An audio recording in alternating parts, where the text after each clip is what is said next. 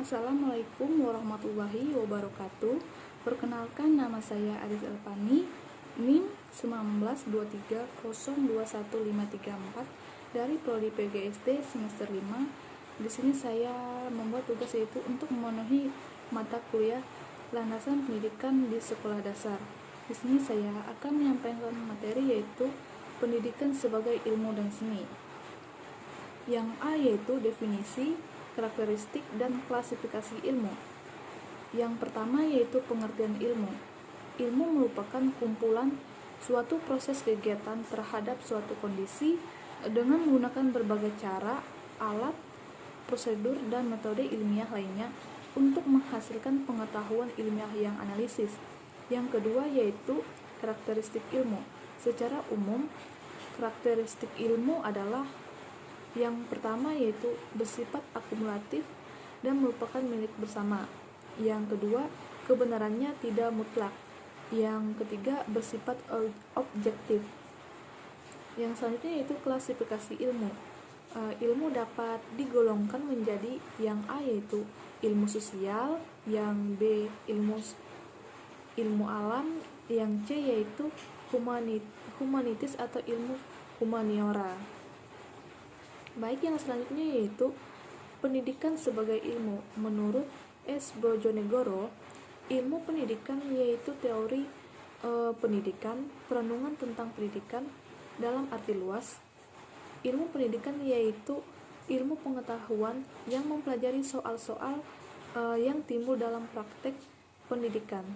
Yang selanjutnya yaitu menurut Carter Vigut, suatu bangunan yang sistematis mengenai aspek-aspek kuantitatif, objektif, dan proses belajar menggunakan instrumen secara seksama dalam mengajukan hipotesis pendidikan untuk diuji dan pengalaman seringkali dalam eksperimental. Menurut Imam Bernadib, ilmu yang membicarakan masalah-masalah umum pendidikan secara menyeluruh dan abstrak, ilmu pendidikan bercorak teoritis dan bersifat praktis. Yang selanjutnya yaitu menurut Driyarkara, pemikiran ilmiah yang bersifat kritis, metodis, dan sistematis tentang realitas yang disebut pendidikan. Yang baik, yang selanjutnya yaitu yang B, definisi, karakteristik, dan klasifikasi ilmu pendidikan. Yang pertama yaitu definisi ilmu pendidikan. Pakar pendidikan memiliki pandangan yang berbeda tentang pengertian ilmu pendidikan.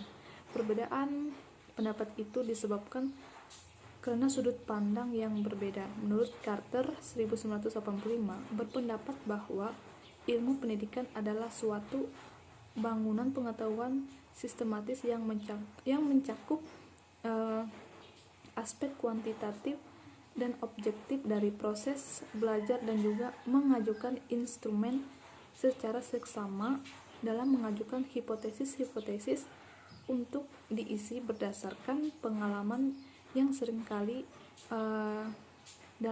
dalam bentuk eksperimen dan lain-lain.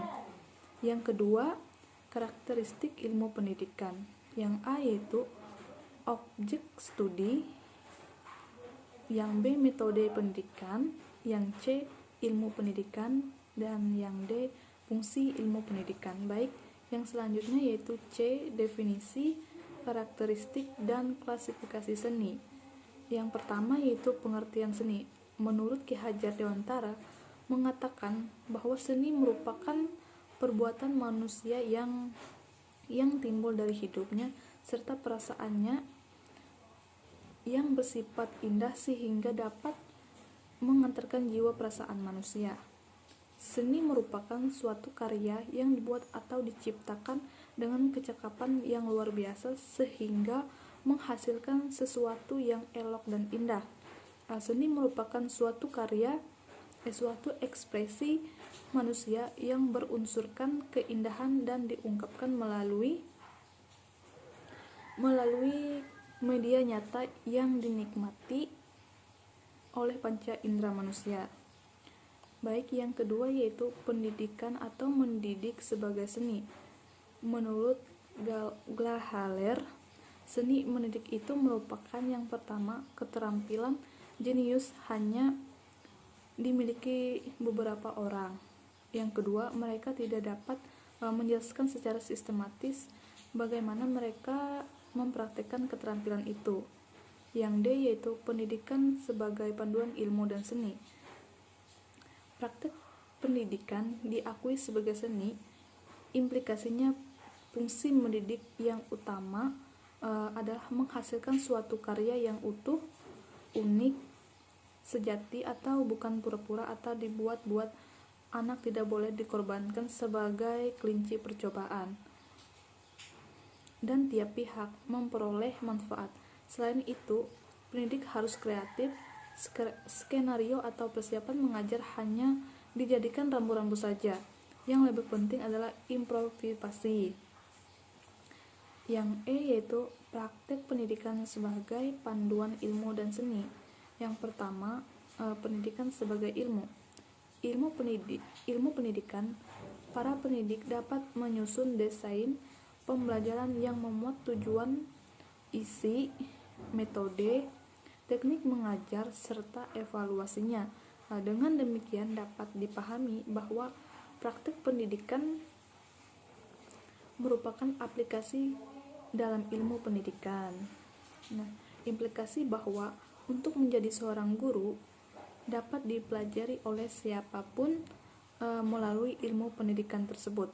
Yang F yaitu pendidikan sebagai seni. Belajar itu adalah sebuah seni, bukan ilmu. Menurutnya, sangatlah berbahaya mempergunakan tujuan-tujuan dan metode ilmu untuk urusan manusia sebagai individu, meskipun sistem statistik sering digunakan untuk menerangkan tingkah laku manusia dalam kelompok yang besar, dan suatu diagnosa ilmiah tentang struktur fisik manusia selalu sangat bermanfaat. Baik, sekian materi yang dapat saya sampaikan. Wassalamualaikum warahmatullahi wabarakatuh.